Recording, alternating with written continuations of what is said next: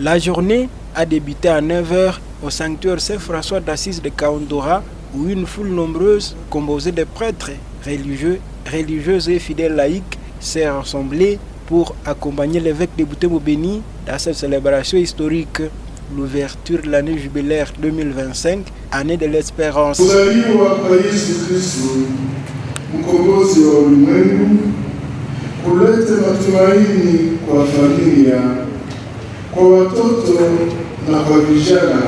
Sur place, l'évêque de Butembo-Beni a mentionné que l'année jubilaire 2025 a été instituée par le pape François comme année de l'espérance.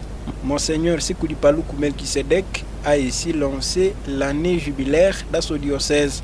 Après un moment spécial pour l'ouverture solennelle, tous les participants ont effectué une procession qui s'est mise en marche allant de l'église du sanctuaire Saint-François d'Assise de Kaundora, empruntant la rue d'Ambiance et l'avenue des Écoles pour rejoindre la cathédrale de Butembo. À l'arrivée à la cathédrale, Monseigneur Sikuli-Paluku Melchisedek a ouvert la porte sainte, symbolisant l'entrée dans une année de grâce particulière.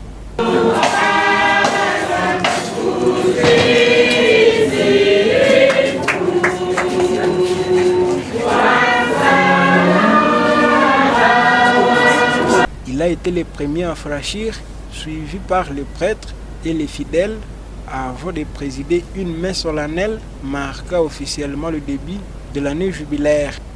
Dans son homélie, l'évêque de Butembo-Beni a souligné le sens profond de cette année jubilaire, placée sous les signes de l'espérance, de l'amour et de la miséricorde pour toute l'humanité. Il a invité les fidèles à prendre la cathédrale comme lieu de pèlerinage et à vénérer la Sainte Croix de la Miséricorde érigée en Saucé. Avoir le courage de franchir la porte et à devenir de pèlerins de l'espérance. L'espérance ne tolère pas les calculs ou encore la paresse de ceux qui se sont installés dans leur confort. Il s'agit de ne pas nous enfermer dans nos habitudes, de ne pas nous enfoncer dans la médiocrité et la paresse.